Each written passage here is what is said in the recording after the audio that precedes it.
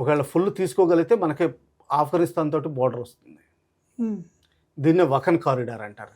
Okay. ఇక్కడి నుంచి road వేయగలిగితే మనకి తజికిస్తాన్కి బై రోడ్ వెళ్ళిపోతుంది సామాన్లు. ఓకే. అది చాలా ఇంట్రెస్టింగ్ థింగ్. ఈ ఏరియాలో ఎన్ని ప్రాంతాలు ఉంటాయి సార్? ఇక్కడ వరకు, ఇక్కడ ముజఫరాబాద్ వరకు, ఇది ఎక్కడైతే ముజఫరాబాద్ ఉందో ఈ ఏరియాలో ఇక్కడ వరకు ఈ ఏరియాని కోట్లీ నౌషరా ఏరియా అంటారు, నౌషరా సెక్టర్ అంటారు. ఇది ముజఫరాబాద్ వాళ్ళ రాజధాని. ఈ పైన గిల్గిట్ బాల్టిస్తాన్ సెక్టర్ అంటారు. ఇది ఎంటైర్లీ షియాస్, వీళ్ళందరూ సున్నీస్.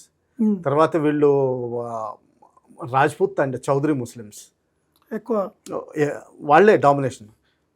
ఒకవేళ తర్వాత ఇదంతా కలిసిన తర్వాత ఎప్పుడైనా ఎలక్షన్స్ అయ్యి చీఫ్ మినిస్టర్ ఎన్నికైతే ఈ ఏరియా నుంచి అవుతాడు, ఇంకా వ్యాలీ నుంచి అవ్వడం మానేస్తాడు. ఓకే. మొత్తం పొలిటికల్ పవర్ అంతా వీళ్ళ చేతుల్లోకి వెళ్ళిపోతుంది. అది గుర్తుపెట్ట. ఇదంతా ట్రైబల్ ఏరియా అండి, చాలా లెస్ట్ పాపులేషన్ ఉంటుంది. ఇది ఎకనామిక్ కారిడార్ ఇక్కడికి రావడం వల్ల, దీనివల్ల చైనా తోటి ఇంప్లికేషన్స్ ఏంటో మనం చాలా ఆలోచించాల్సి ఉంటుంది. ఎందుకంటే అవసరం వస్తే, ఎందుకంటే $68 బిలియన్ ఆల్రెడీ ఖర్చు పెట్టారు కాబట్టి చైనా వాళ్ళ మిలిటరీని కూడా డిప్లాయ్ చేసే పరిస్థితికి రావచ్చు ఒకవేళ నిజంగా వస్తే. ఓకే. సో మిగతా ఏరియా మనకి ఏం గొడవ లేదండి. సార్ ఇంకోటి, మనకి ఇండస్ సంబంధించిన విషయం తర్వాత ఐఎన్ఎస్ విక్రాంత్ సంబంధించిన విషయాలు ఇప్పుడు చాలా చర్చనీయాంశంగా మారింది. ఈ యాక్షన్ ప్లాన్ ఎలా ఉంటుంది సార్? ఇది మీకు ఈజీగా చెప్పాలంటే, అంతకుముందు మహారాజుల టైంలో మహాభారతం రామాయణంలో దీని ఉదంతాలు ఉన్నాయి. అశ్వమేధ యాగం అని చేసేవారు. ఒక గుర్రం, రాజుగారి గుర్రం వెళ్తుంది, దాని వెనకాల సైన్యం ఉంటుంది. ఎవరు అడ్డుకోగలిగితే దానికి అప్పుడు యుద్ధం జరుగుతుంది.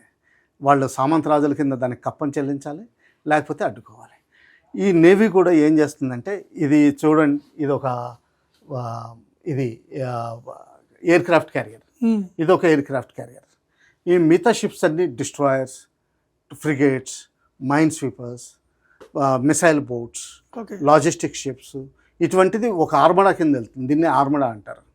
ఒక సముద్రంలో ఒక 100 కిలోమీటర్ల ఏరియాలో డిప్లాయ్ అయి ఉంటుంది. ఇప్పుడు ఇది అశ్వమేధ యాగం కింద, ఆ గుర్రం కింద లెక్క పెట్టుకోండి. ఎవరైనా వచ్చి దీనికి ఎదిరిస్తే వాళ్ళు మొత్తం యాక్షన్ తీసుకునే పరిస్థితిలో ఉంటారు. ఈ ఐఎన్ఎస్ విక్రాంత్ మీద ఏంటంటే విమానాలు ఉంటాయి. అంటే ఏంటంటే ఫ్లోటింగ్ ఎయిర్ ఫీల్డ్ అనమాట. దానివల్ల భూమి కదిలినట్టే లెక్క. సో దీనికి ఉన్న పవర్ కేవలం ప్రపంచంలో 5 దేశాలకే ఉంది. అమెరికా, యూకే, ఫ్రాన్స్, మన ఇండియా, చైనా అంతే. దీంతోపాటే ఇంకొన్ని న్యూక్లియర్ సబ్మెరీన్స్ ఉంటాయండి. అందులో కేవలం 5 దేశాలకే ఉన్నాయి. అగైన్ అందులో మన దేశం ఒకటి. మిగతా దేశాల దగ్గర ఎవరి దగ్గర లేవు. అయ్యి రష్యాతోటి ఇంక్లూడెడ్. అంటే రష్యాతో దగ్గర ఉన్నాయి. మన ఐఎన్ఎస్ చక్రా నుంచి మొదలుపెట్టి మన న్యూక్లియర్ సబ్మెరీన్స్ ఉన్నాయి. న్యూక్లియర్ సబ్మెరీన్స్లో ఒక అడ్వాంటేజ్ ఏంటంటే, ఇందులో న్యూక్లియర్ బాంబ్స్ పెట్టి క్యారీ చేసుకుని సముద్రంలో లోపలికి వెళ్ళి దాక్కోవచ్చు. ఒక మొత్తం దేశం మొత్తం పోయినా కానీ ఇంకా మనకి మిసైల్స్ ఫైర్ చేయగలిగే కెపాసిటీ ఉంది మన దానికి. ఆ కెపాసిటీ ఉంటుంది. దీన్నే ట్రయడ్ అంటారు.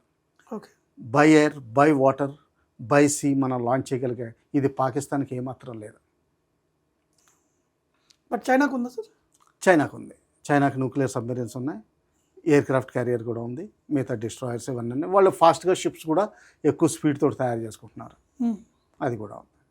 ఎస్. అంటే ఈ ప్రెజెన్స్, అంటే ఒకవేళ దీన్ని యూజ్ చేయాలంటే దీని టైం బేయింగ్ ఉంటుందో ఎట్లా? అది ఏ రోజుని ఇప్పుడు మన ట్రేడ్ బ్లాక్ ఇంప్రూవ్ చేయాలనుకోండి పాకిస్తాన్ మీద, ఇది కొంచెం ముందరకు కదిలి ఇక్కడి నుంచి విమానాలు ఎయిర్ క్రాఫ్ట్ క్యారియర్ నుంచి టేక్ ఆఫ్ అయిపోయి కరాచీ మీద బాంబింగ్ చేస్తాయి. అంతకుముందు 71 వార్లో చేశారు కూడా. అలాగే ఢాకాలో కూడా చేశారు, ఈస్టర్న్ ఫ్లీట్లో కూడా. మిగతా షిప్స్ అంటారా వాటికి సపోర్ట్గా దిగుతాయి. ఎంతవరకు ఎప్పుడు ఏ షిప్ వాడాలన్నది ఫ్లీట్ కమాండర్ బట్టి ఉంటుంది.